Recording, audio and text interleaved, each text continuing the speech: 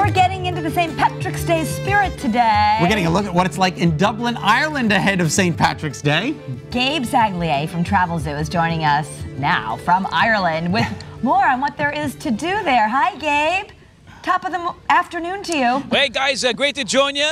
Top of the afternoon to you. And actually, I'm on the other side of the country. I'm on the west coast of Ireland in Limerick City. We're making our way to Dublin for the big parade there on Sunday, tomorrow. But today we're in Limerick City. And check this out. We're at King John's Castle. Wow. Dates back to the early 1200s. One of the great visitor experiences here. This brings history to life. You're walking these grounds that date back to about 1200 to 1212 is when the castle was built by King John. And why would he build a castle here? Because of the position. We've got a camera on the turret. Shall we take there it is. Look at this. So we are right along the shores of the River Shannon, which is the longest river in Ireland. And this is the access to the sea from here is why this was such a coveted spot.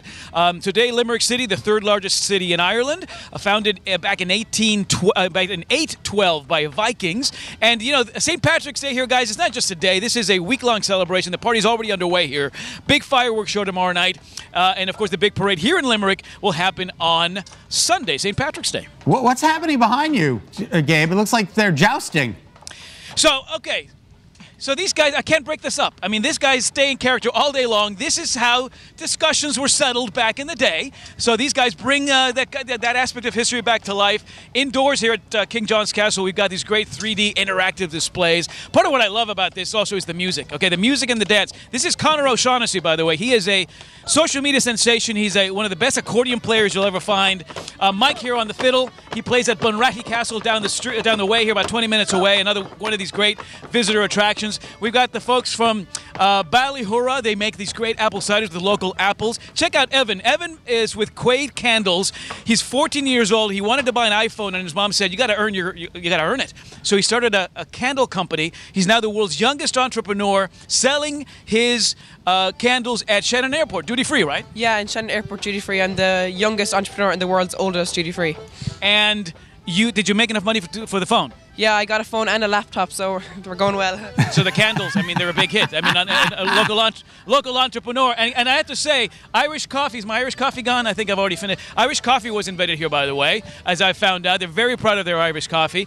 And the food. Paul, let's show some of the food here. These are my friends over at Alex Finlater and Company. They are a seafood haven inside the Savoy Hotel. This is all local seafood, literally harvested from the local shores here just a few hours ago, and then they make it onto the plate. Chef John, can we get an oyster, please? Oysters here are just as delicious as they get, and a fresh taste of the Irish Sea. Oh, look at that. Good stuff. You know, Gabe, talking about going there, a lot of people from Connecticut have, I think, been making their dream trips because it's getting easier to get there. There are a lot of direct flights now, and can you make it an economical trip? Absolutely. So now there are 19 gateways, including Hartford, that actually will fly direct to Ireland. All that competition means airfare comes down, or any package that would include airfare also priced lower. If you go to our website at travelzoo.com, you'll find packages out of Connecticut, out of the East Coast, with stays throughout, for example, the west coast of Ireland, including Limerick City, priced at under $800 if you travel during the lower season, a little bit more if you come in the summer season. This is obviously a time of year when a lot of people flock here because it's St. Patrick's weekend, but the message really is this is a year-round destination. There is a festival happening somewhere in Ireland pretty much every week or every other week. So whether it's music, whether it's food, whether it's genealogy, there's this plethora of reasons to come out here and consider, particularly on the east coast of the U.S., 34.5 million Americans claim some degree of Irish heritage. So the idea of coming out here is that much more easy, if you will. And when you do, you look at Shannon. Dublin, a lot of places into Dublin, but Shannon on the west coast, easy breezy way to get into Ireland, and spectacular scenery here on the west coast. Well, thank you, Gabe. Happy St. Patrick's Day to you and to everybody. And your photographer did a great job. Tell him we said thanks. Yeah. I will give him an oyster as a reward. How's that? Okay, very good. Thanks, Gabe. To see more fun things to do in Ireland, head to travelzoo.com. All right, coming up next, we're bringing Ireland to the kitchen. Go ahead. Oh, it's a delicious and traditional Irish meal when we come back. Looks good to me.